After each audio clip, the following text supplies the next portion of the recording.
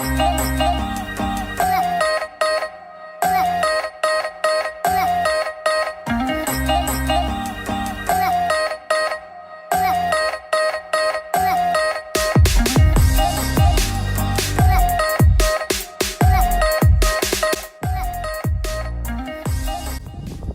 and welcome to another episode of the Untitled Ashmore podcast. Our first intro shot by the lovely Sarah Ashmore. One of our favorites over the past couple of years has been Alfredo Rodriguez. You guys might know him as one of the key pieces in the last three Somerset Patriots teams. Maybe you didn't know about his time in the Milwaukee Brewers system.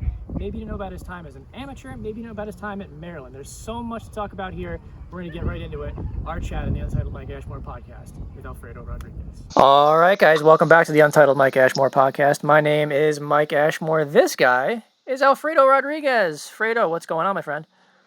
How you doing, Mike? Always a pleasure to talk to you, and I've been listening to the podcast and seeing all the guests, and just honored to be on here. So, episode number 13. We've got A-Rod on, and man, it's good to catch up with you as well. I know we spent a lot of time kind of catching up before this all started, and one thing we didn't talk about though is Chase Young. Man, I know you're a big Redskins fan. What do you think about this draft pick?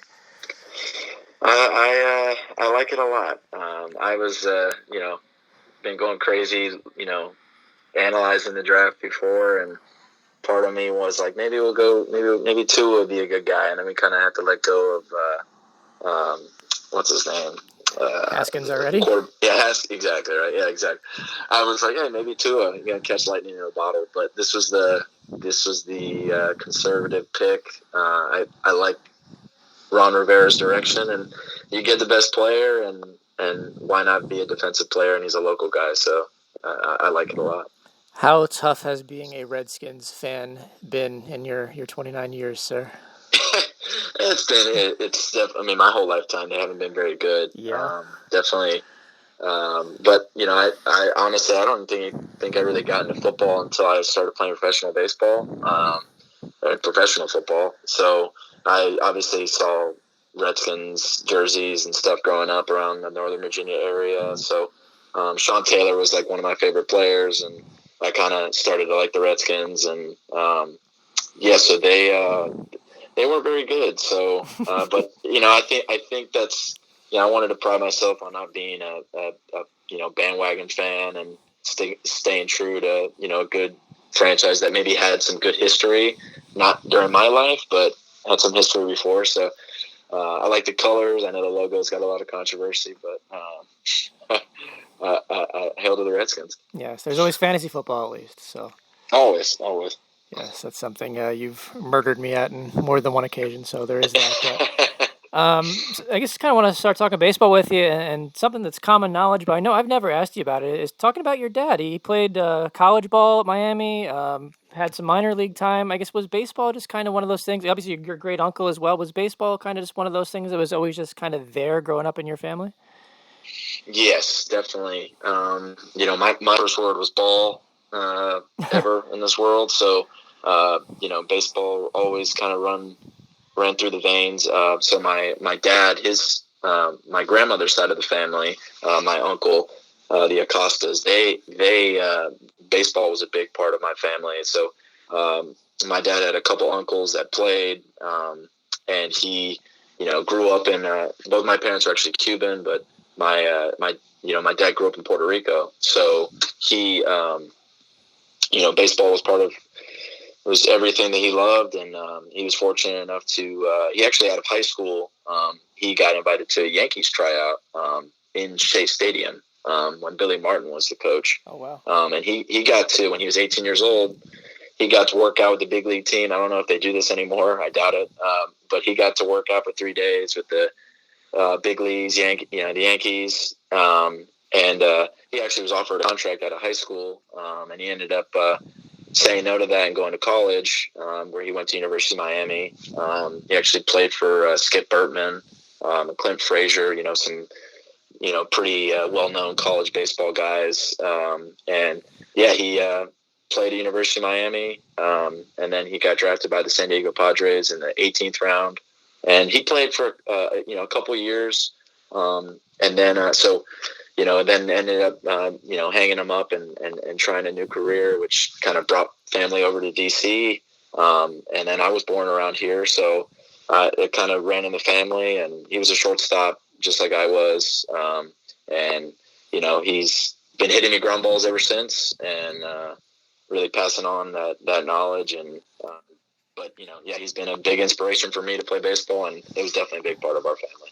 Was there a point, because I don't think people realize what really a big deal you were in high school. I don't think people really know how much recruited you were by big colleges: Duke, NC State, Virginia, Michigan, Delaware. Obviously, you ended up going to Maryland. But was there a point where you kind of realized that you had maybe a chance to really legitimately do something when you were kind of coming up at Oakton?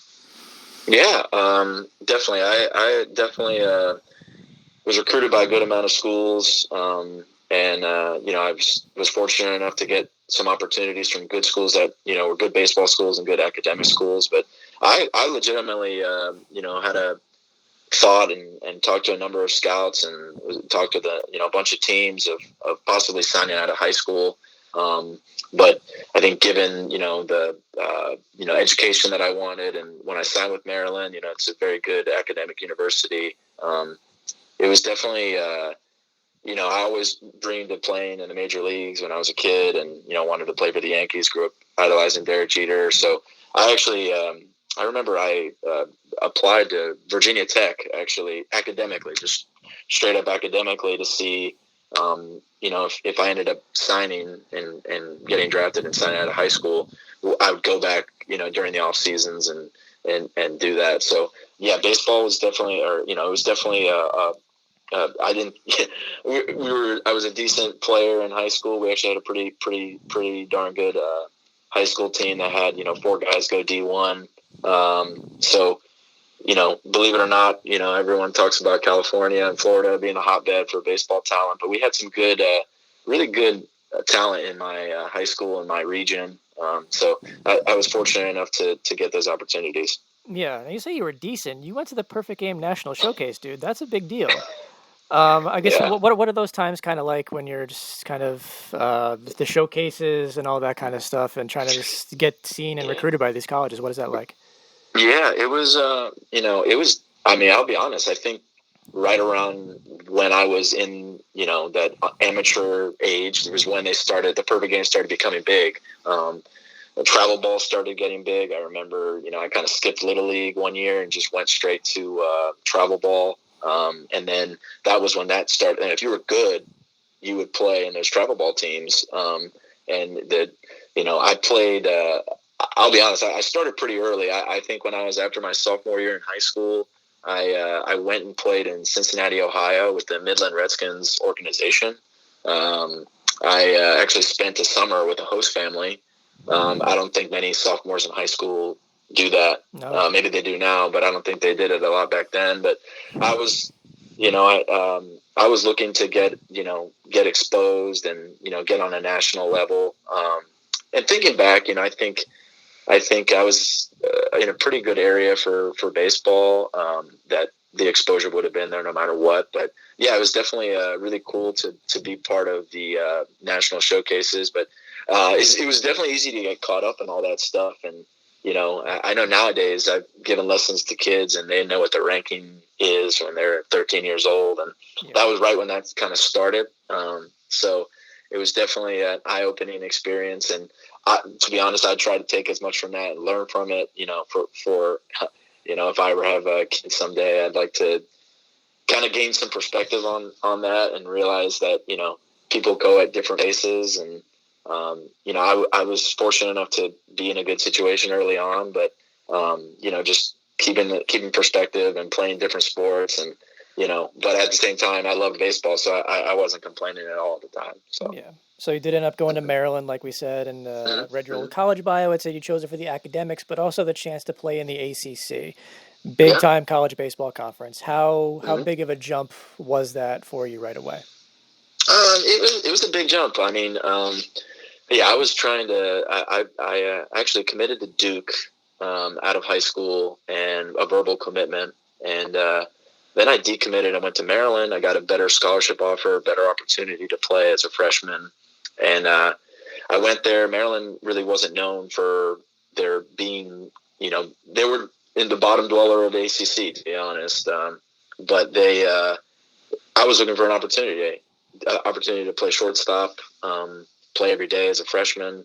And Maryland was the best opportunity for me. It was kind of close enough to home, but far enough away. So I kind of was able to get that college experience. But the ACC is, I'm biased. I think it's the best. It was the best conference in college baseball. I mean, the guys that we'd see Friday, Saturday, Sunday were all, high round picks. Guys that could have a mix of all different kinds of pitches, good velocity, good breaking stuff.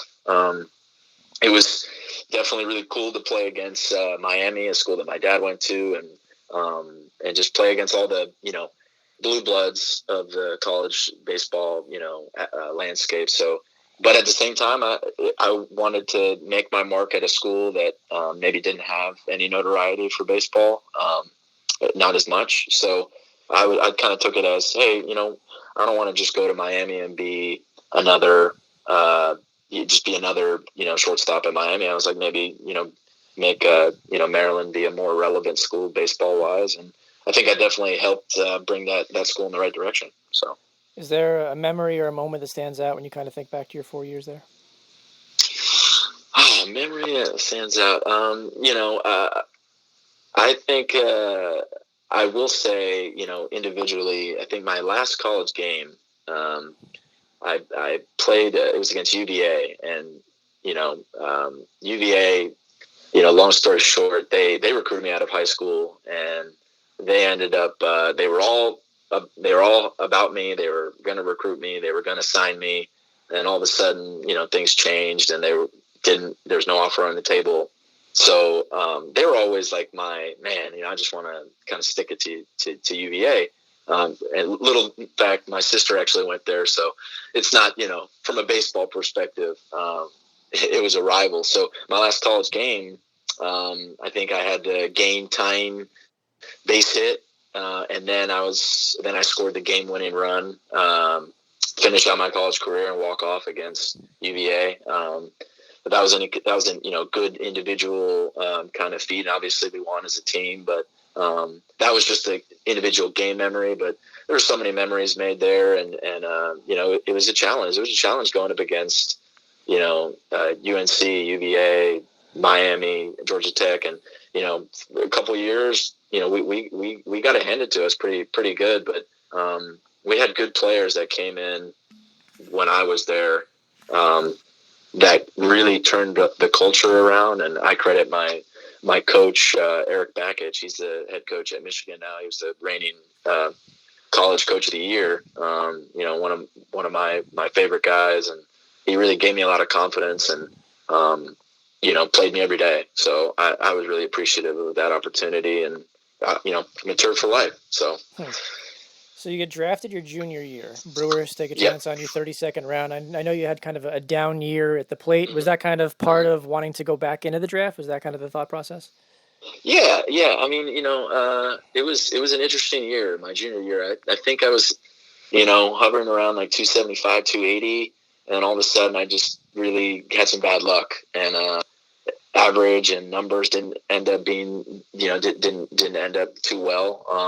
And I ended up still getting drafted by the Brewers, and I viewed it as, do I want to go in as a 32nd rounder, or do I want to go back to school, further complete my degree, and give it another shot, and I did, and it was a gamble. I mean, I was definitely really torn. My whole dream was to play professional baseball, and the opportunity is right in front of you. And I'll say, my college coach Bakich was he was a big proponent of, going back to school, having an awesome senior year and getting drafted, and kind of, upping your value and making you accelerate a little bit faster through the minor leagues. And whether that worked for me, maybe, I don't know, hindsight 2020, but I definitely was closer to finishing my degree. And then I ended up getting drafted higher. And everything worked out the way it did. And so I was definitely, it was definitely vindication when you got drafted after my senior year, just to know all the hard work you put in, you can finally have nothing left in the tank to give, in pursuing professional baseball. Yeah, drafted by the same team too, 15 rounds higher. I guess, did you have kind of conversations with them that kind of made you think that they would take you again, or were you surprised when that happened? I was surprised. I had a pretty good relationship with the scout that drafted me, Dan Nellum. He's actually he scouted me in high school, and he's from this area. Very familiar with him, and he just stayed in touch with me. To be honest, I remember I signed a draft reconsent form, which kind of allowed them to draft me again. And obviously, I didn't want to close any doors, so I was like, yeah, So I was, I only talked with him pretty much. So I assumed, hey, if they draft me twice, then they must like me a lot. So. Yes. Yeah. So they draft you, go to rookie ball right away. I guess same kind of question with the jump to college ball. What is the jump to pro ball like for you? It was a physical and mental grind. Definitely in college, you feel like you're in the best shape of your life. You're really strong. You only play 5 out of 7 days, which to normal people and people, you're still playing a lot. But the grind of playing every single day and playing, having one off day a month, that was definitely an adjustment. And from a physical perspective, I think I kind of built myself up to heavy bench press when I was in college, and then when I got to pro ball, I was like, well, it's this, for the first time my arm hurt a little bit, and these pain, I never had any arm, problems at all. And so playing that first year, that first short season was the difficult. I was in Montana, far away from home, playing every day with, new people. That switch of being comfortable playing in college, and then all of a sudden you're in a completely different environment. It was an adjustment, but I kind of took it, grabbed the bull by the horns, and ended up having a pretty good season, and got invited to instructional league, and so it was a solid first year, and good transition. Yeah. So 2012 statistically things go good. 2013 statistically things go good. 2014 you played well, but the games played weren't there. I kind of see you got pushed out of shortstop by Orlando Arcia, who obviously went on to be a big leaguer for Milwaukee. I guess in retrospect, was that kind of that year maybe the beginning of the end for your time with Milwaukee? It was. I was fighting an uphill battle. I was swimming upstream. I think specifically with Orlando Arcia, he's a great player. One of the best shortstops I've played with. Great guy. He actually broke his ankle and would have played in Helena, Montana when I was there, but he broke his ankle, and that allowed me to play shortstop. And so that gave me an opportunity to show them, hey, I'm a good shortstop. I can hit. I can do these things. So when I go to Wisconsin the next year, I didn't really get a shot to play shortstop at all. I couldn't even take infield there. Brewers kind of just moved me off to second and didn't give me a fair opportunity to play shortstop. I realized Arcia was a good player, but I was like, hey, if you give me the same opportunities, I think I can do just as well, if not better than him. That was an A ball. And then high A, they had Yadiel Rivera, I think he's with the Rangers now. Another great guy, another great player. He got held up in high A, so they kept him in high A, and they brought Arcia and us up, and they said, I went into camp, I got told, going into high A, going into 2014, that, I'd be the second baseman. And since Yadiel Rivera stayed down, they basically flip-flop between Arcia and Yadiel, and basically those are the Brewers' two favorite shortstops. So that was, the writing was on the wall kind of from the get-go. I think they kind of, at least in instructional league, they brought me in there to work on playing second base, which, was a piece of cake, to be honest. And, it was just, I saw the opportunity really wasn't there to show my strengths, because, I was a guy out of college that when you draft me in the 32nd round as a shortstop that hit, I don't know what I hit, 236, something like that. When you bring me in, I would think that you like my glove, right? You like, this guy can pick it. Right. And then as soon as I was with the Brewers, they kind of flip-flopped their view on me and thought, we like your bat more than your glove. And that was a frustrating thing for me, because I had to kind of really take a step back mentally and just control what I can control, which is probably the most overused thing in sports and life. But it was true in the sense that in Wisconsin, I was, playing second, playing third, DHing, not showing my strengths as a player. And then in high A, there was that times, and then another level to that, because I was competing with Garrett Cooper, who's the first baseman of the Marlins. Yep. I was competing with guys that I was playing first base, and I don't know if I know I'm not the smallest guy, but I'm not the biggest guy, and to be playing first base with Kyle Schwarber playing, hitting, and it was like they just wanted to get me in any position that I could to hit. And to be honest, the numbers don't really show that well, but in the Florida State League, which is a very tough league to hit in,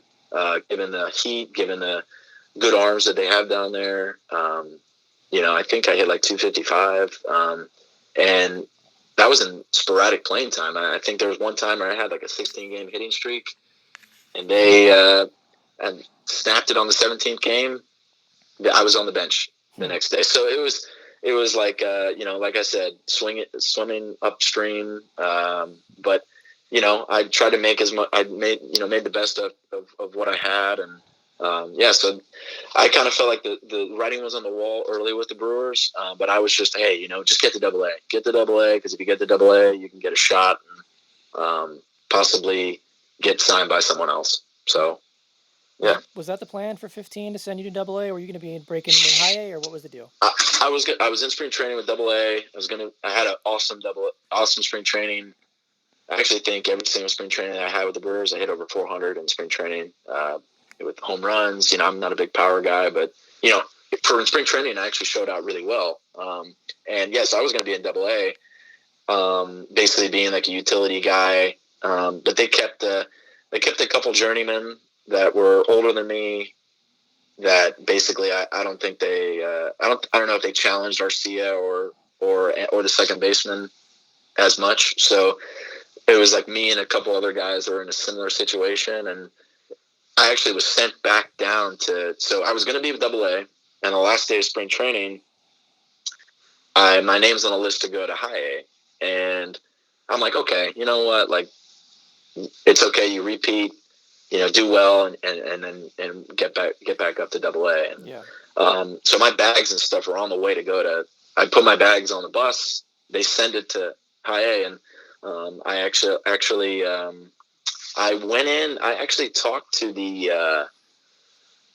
So I had a spot in high A, and I actually asked my coach in high A. I was like, "What do you think about this?" And he's like, "I don't know. Maybe just like ask the director of player development." And I was like, yeah, you know what? Like, why not? And I remember Reed Nichols. He's the guy. I don't think he's there anymore. I remember, hey, Reed, you got a minute? And go into the office, and he says, turns out you're, and he's like, you got a question? And I was like, yeah, I was just wondering what my role is on the high A team. And, am I going to play here? Or you want me to, mentor the younger guys? And he's like, it turns out you're a bubble guy, and we're going to go ahead and give you a release. Ooh. Boom, just like that. And so I was shocked, but at the same time, obviously emotional, because you're just like, what? I was determined that, after I was told that, hey, I'd prove you wrong, and I'd try to, get an opportunity somewhere else. But yeah, it was surprising, but I was like, hey, I'd rather go play somewhere and play a position that I'm familiar with than, be on the bench and, just be even more frustrated than I probably already was at that time. So everything happens for a reason. So you end up going to Joliet. I know it's a crappy thing to talk about, and I appreciate you going into detail with the Brewer stuff. But you go to Joliet. No Was it just kind of a matter of you wanted to just play somewhere and hope an opportunity would come up? Were there just no opportunities available because you got released so late? I guess what was kind of the process behind taking the indie ball route? So the coach of the Joliet Slammers is a guy named Jeff Isom. He was actually my short season coach with the Brewers. So he was scooping up. I was seeing, when I was in my last year in 2014 with the Brewers, I was seeing, independent ball, and, me and my roommate, Mike Garza, we were kind of we were in the exact same situation, actually. We were both mid-round college guys, educated guys that overachieved. And we were both like, indie ball, that's got to be a tough route, like it's a black hole. That's where careers go to die. And we ended up both being released, and we talked to Isom, and he loved us when we were in Helena with him, and he's like, why don't you come over here and you can play shortstop for me every day? And I was like, where do I sign? And so that was my reason for going to Joliet. Turned out, I think as soon as a day later, I think the season might have started in May, and I get there and I get like a Facebook message from John Hunton. And I was like, Somerset Patriots, like, is this another independent league? Like, what, like, is this a men's league? Is it, I don't know. I wasn't sure. I was like, I just heard a Frontier League. I didn't know that there was other independent leagues. And it turned out, I stayed in touch with him. He's great, really nice guy, obviously. And I stayed in touch with him, ended up playing 2 years in Joliet and maintained contact with John in between those first 2 years. And I wanted to obviously get back to affiliated baseball, and Joliet was, a great spot to play. Thinking back, maybe it would have been nice to get into a team like Somerset earlier. But things happen for a reason. I was just happy to play shortstop every day. Ended up being an all-star out there, and it was a competitive league. I'd probably put it at like A-ball, fringe, high A. Like, guys weren't going from there to high A or double A, which is what I was looking to do. So thinking back, I wish I was a couple of years younger, being in Somerset, and maybe things could have opened up well. But hey, can't go in the past. Yeah, it's funny. I never knew that, by the way, that John had kind of reached out to you way back then. And I guess my question then would be, was Greg Hopkins kind of a guy maybe you kept in touch with about Somerset at that time? Because I know he had gone over there in 2015. Yeah, so Greg Hopkins, Hoppy, so my host family in Wisconsin, when I was with the Brewers, we actually had the same host family. Like, I was in spring training, my first spring training. He's like, hey, man, would you want to live with this host family in Appleton, Wisconsin? I'm like, yeah. This guy seems like a really great guy. We had a couple of mutual teammates that went to St. John's. And so that's how I got to know Hoppy. And we obviously, I think he retired. I think he got released like maybe probably half a season before me with the Brewers. And when I saw that he was in Somerset, I was like, hey, this guy, John reached out to me. What do you think? He's like, hey, it's the most fun I've ever had to play professional baseball. You should go. It's the best team to go to, best league to go to, book it. And that was all the confirmation that I needed. I knew Hopkins was a great guy. Yep. Obviously we still stay in touch. And so, I try to follow good character and guys that I knew that had good character. And he was one of those. So as soon as he said the great things about Somerset, I was sold. So. Yes. So you're in Joliet for 2 years. I guess what eventually gets you over to Somerset in 2017? What is that process like? Well, I was just I was looking at the roster of Somerset, and I was like, these guys all have big league time, AAA time.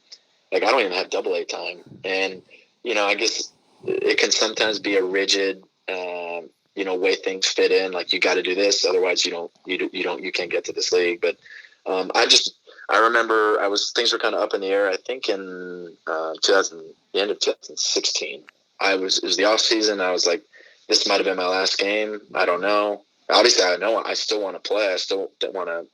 I think I can play in the major leagues. That's always been like, can I play in the major leagues? Yes. And I remember coming home, and I was like, I just wrote down a list like, hey, reach out to John Hunton, see if there's any spots available. He probably still has. I think they're still playing. So I reached out to him, and he's like, hey, we're still playing right now, but I will, reach out to you when the season's done. Season's done. I think they won They didn't win the whole thing. I think the year before they last won. one they won was 15. Yeah. 15. So I ended up talking with him, and he was like, everyone here's a grind, and obviously I'm trying to sell myself as a, hey, I'm a grinder. I'll work hard for everything, and that is, how I like to play. And he was like, yeah, everyone here is a grinder. So if you want to come out here and earn a spot, and there's no guarantees, but they give me a fair shot, and I was like, yes, and the rest is history. I was, it was all, great after that. Yeah. Did you come into that spring training thinking you had to earn a spot? Because I remember when you signed, I pretty much thought like you had a spot and more or less a starting spot locked up. Did you come in with that mindset that you more or less had a spot, or that you really had to just come in here and you were trying to earn a spot on the roster? Definitely. Yeah. I didn't assume anything. I was like, these guys all have way more experience than me. I'm coming from, I guess I'm coming from the Frontier League, which is not as good. Right. The competitor in me is like, these guys all have been here. I've been here. There's no way they're going to view me in the same light as these people. So I had to, earn my stripes. And yeah, I was trying to earn a spot. I looked at guys like Tyler Portnick and Scott Kelly. I was like, these guys played here last year. These guys have been in this league. I need to earn my, we're all competing for a spot. I saw it was competitive. And so, yeah, I came in not expecting anything handed to me. I think a lot of people from the outside looking in would think that going from one indie league to another would be an easy, smooth thing, and it's all the same. And obviously, that's not the case. Kind of like what you were alluding to with a lot of big league guys and AAA guys, AA guys, stuff like that. Yeah. Making that transition to the Atlantic League, where you're facing guys with big league time and AAA time, and just all that. How big of a challenge was that for you out of the gate? It was a challenge, I think, mentally. You build up in your head that you think everyone in AA, AAA, big leagues, their fastball's just different, and the ball just comes out of their hand different. But I just put my head down and was just like, hey, you can play here. You can, I remember I got a hit off a guy, playing the big leagues, and I think I lined out off Tyler Cloyd in spring training, and I'm like, Tyler Cloyd pitched in the big leagues, like, I can do this. Yeah. And so, yeah, that mental, but it's about just that trusting yourself and having that confidence that you belong. And that might have taken a little bit to just settle in, but it was definitely an adjustment. But I think as soon as you get, you have some success, and you're like, you know what, I'm building this thing up in my head. It's the same game. These guys are all good. You're good. Just go out there and play. So yeah.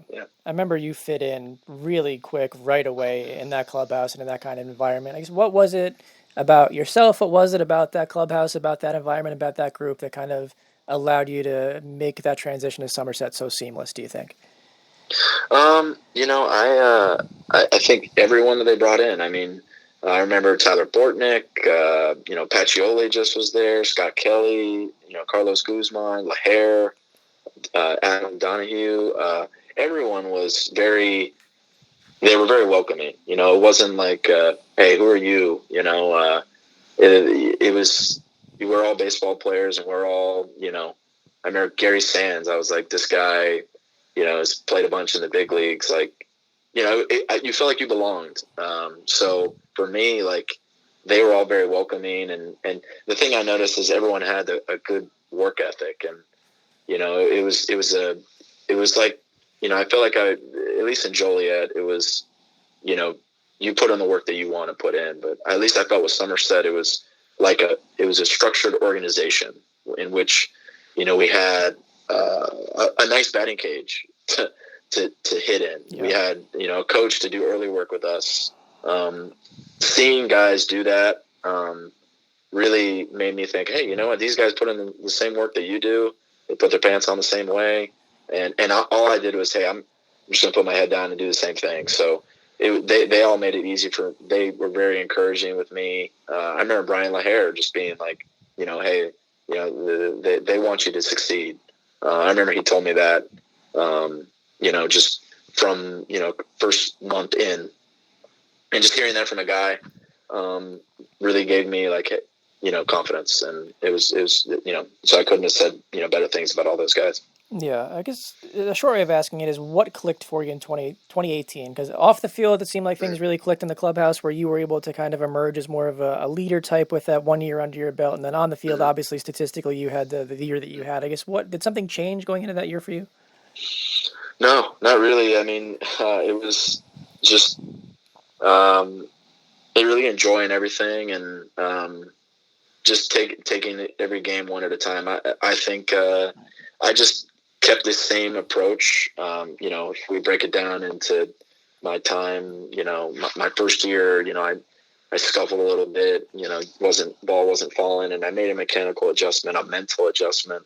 And I just kept that mental adjustment from the first half of that first year, or the second half of that first year into 2018. And so 2018 was just, not too high, not too low. Just if you get 2 hits, so what? Like, the next day, come back and do it again. If you go for 4 with 4 strikeouts, do the same thing the next day. So not getting too high or too low and keeping the same approach and letting the work that I would put in before and after, show on the field. So that's in my mind, that's what clicked, and things worked out the way they did.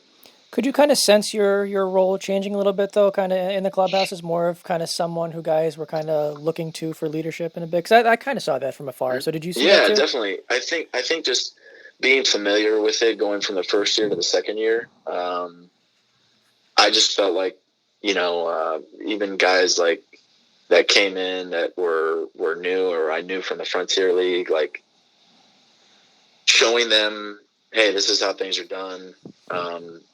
Really just made me feel more comfortable. Like I felt at home. I felt like, hey, this is my family. This is my organization, and I just really took pride in representing that every day. And so it was. I think it definitely helped me be more confident, and that confidence probably allowed me to take on a little bit more of a leadership role and just lead by example. Yeah. As moments in pro ball go for you, where does the 2018 All-Star Game rank? Oh, it's right up there. I mean, anytime you get an All-Star selection, it was, a big honor. I always try to,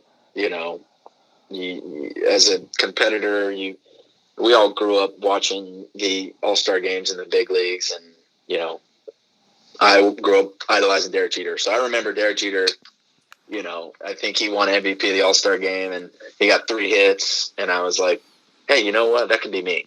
And I literally thought that before that game.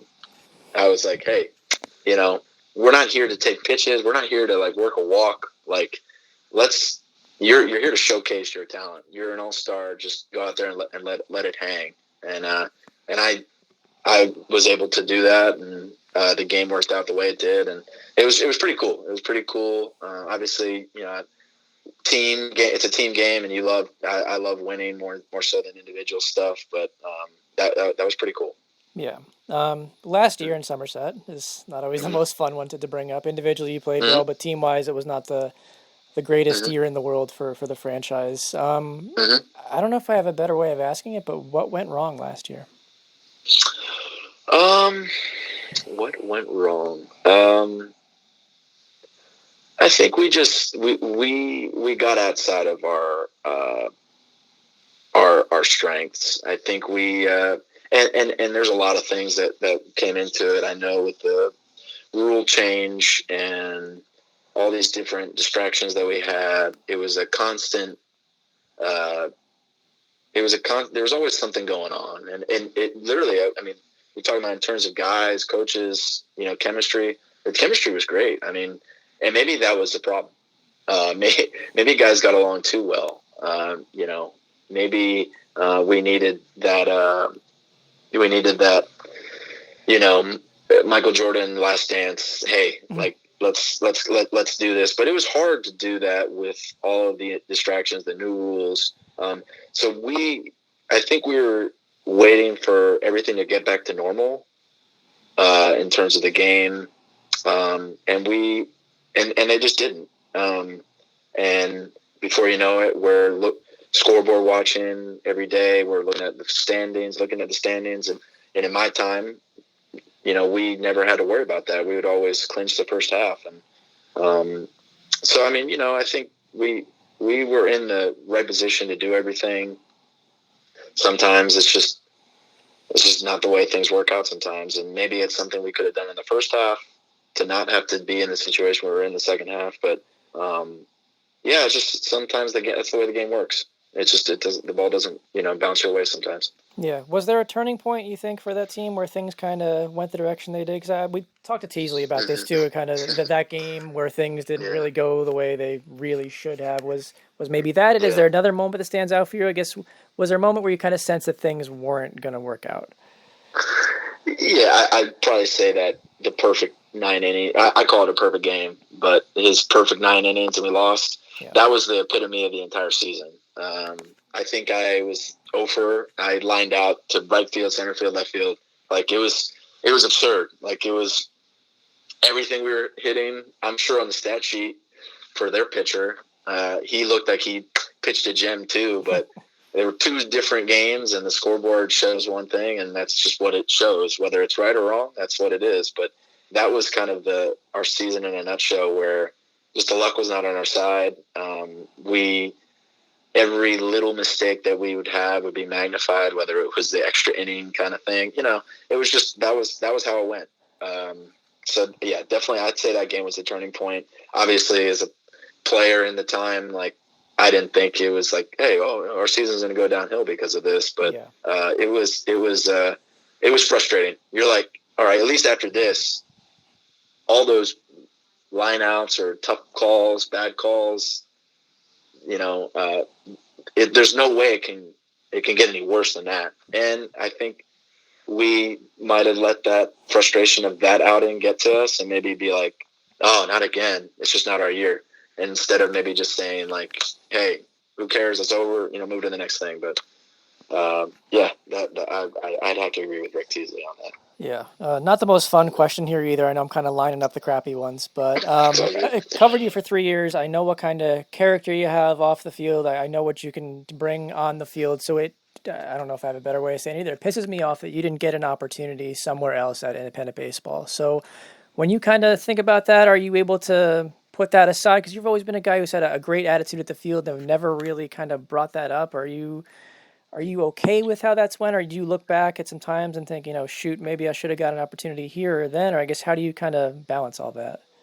Yeah, it's easy to look back and say, hey, things could have been like this. All I know is that I put my best effort in every day. I think the best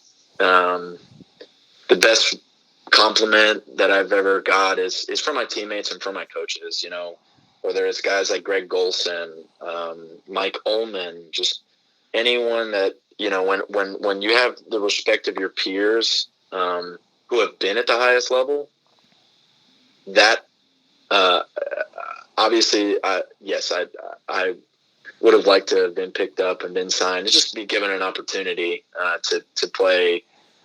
I just wanted to get a shot and go to spring training. If I went to sign with the Yankees and they cut me in a week, I was like, hey, I got a shot with another team. Because when I got released from the Brewers, that was all my thought. I was like, this can't be the way my affiliated career ends. So I wanted that to happen. Did it happen? Not yet. But it's one of those things where you just there's a lot of lessons to be learned, and I'm happy with how everything has happened with me. It's easy to look to say, all right, I wish I was Mike Trout, or I wish I was this guy, and everyone's only themselves. So I wouldn't trade any of the experiences that I've had because I think they make you who you are. And what I've realized in my time playing professional baseball is, that there is more to baseball than just making it to the major leagues. It's about the process. It's about the journey. And the relationships that you build with people, such as yourself, Brett, John, Glenn, Fox, everyone in the front office. those relationships that you make, I think, are way more long-standing, and they last longer than, whether you had a cup of coffee in the big leagues. And although it's tough to not be called a big leaguer, I was a professional baseball player, and a lot of people never got that opportunity. So yeah, I guess to maybe end on a bit more of a cheery note, and you kind of alluded to it in your answer, but just the last 3 years in Somerset and what that time has been like for you. I guess to have those 3 years there, I guess what has that kind of meant to you, kind of personally, professionally? It's meant the world to me. Somerset's been my home for the last 3 years, and they welcomed me with open arms, and I wish everyone there appreciate everything I've done. Somerset's, it's been professionalism at its finest, top to bottom. They're the Yankees of independent baseball, and that's what I love about it. I love that everyone's does their job to the best of their ability, and everything's first class. Everyone's family. Everyone does the right thing, and I don't think you can get that everywhere. So Somerset's been a home to me, and it's always going to be a home. And I can't thank everyone, top to bottom enough, including yourself. Well, I appreciate that. It seems like a nice way to kind of wrap this up on, man. I could talk to you all day, Rod. This has been a blast catching up with you. I always enjoyed our conversations in the clubhouse. Hope to get some more of those down the road. But for sure, man, I appreciate you taking the time. And you've always kind of been one of my go-to guys. That's been one of the best compliments I can give, is call someone my go-to guys, because win or loss, I knew after a game I could always go up to you and you're never going to give me a hard time for it, man. So I appreciate everything, and just best of luck in whatever the future holds, man. Thanks a lot, Mike. I appreciate everything, and stay safe during this time, man. All right, you too. All right, guys. Thank you so much for tuning in to episode 13 of the Untitled Mike Ashmore podcast with Alfredo Rodriguez. He was a great guest and has been a great friend over the past couple years. Speaking of great guests and great friends, episode 14, Corey Reardon. We did it. We got him. This is going to be real fun when we already taped this one. Can't wait to get this one to you guys. This will be a real fun one where you get to learn a little bit stuff you definitely didn't know about either one of us. I promise you that. So have that coming up. And also wanted to point you guys in a certain direction here. One of my friends, Jen, is doing a fundraiser for Eric LeGrand and the Christopher Reeve and Dana Reeve Foundation. Kind of wanted to point you in that direction as well. If you guys want to help us raise a little money for them, that would be awesome. So there's a link in the description which you can use to donate if you so choose to do so, and the graphic for the organization's up there as well. So I actually had the chance to interview Eric when Greg Schiano was rehired. So Eric is awesome. I've never seen anybody's cell phone blow up the way Eric's did. My goodness, when Greg got hired, it was just a non-stop just text, and Eric was kind enough to take a moment away from answering all those and talk to me. So anyway, please make sure you guys check that out. Link in the description, and I will see you guys soon. But before I do, in the meantime, stay safe, stay inside, and wash your damn hands. My name is Mike Ashmore for the Untitled Mike Ashmore podcast, and I will see you guys at the next one.